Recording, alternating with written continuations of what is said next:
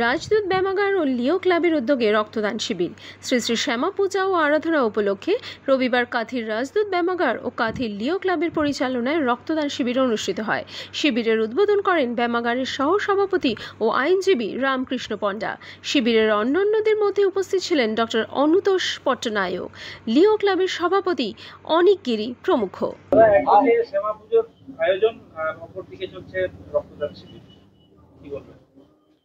আসলে নরকাসুরকে বধ করেছিলেন শ্যামা মা। সেই নরকাসুরের বধ থেকেই আমাদের শ্যামা মায়ের বা কালী পুজোর আমরা করি। তো অশুভ শক্তির বিনাশ, শুভ শক্তির প্রকাশ। শুধু মায়ের পুজো করলেই তো হবে না, মা পুজো করছি মানে শুভ শক্তি এবং বিকাশ ঘটাতে হবে, অশুভ শক্তির বিনাশ করতে হবে। আজকে রক্তের যা হাহাকার পড়ছে, রক্ত তো আর এমনি এমনি তৈরি করা যায় না।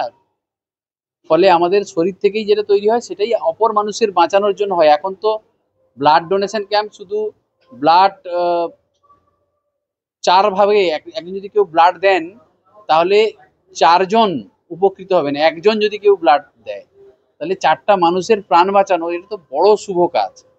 তাই কাঁথি লিও ক্লাবকে নিয়ে আমরা প্রতি বছর রাজদূত ব্যায়ামাগার আমরা ব্লাড ডোনেশন ক্যাম্প করে থাকি, আরো নানান অনুষ্ঠান করি, কিন্তু লিও ক্লাব এটা এবং ছদ্মবেশ ওদের মাধ্যম দিয়ে আমরা করি। এবছরও সেটা হচ্ছে, আজকে তার 2য় দিন। আর 4র্থ দিনে মানে আমাদের অনুষ্ঠানের 5ম দিনে লিও ক্লাবকে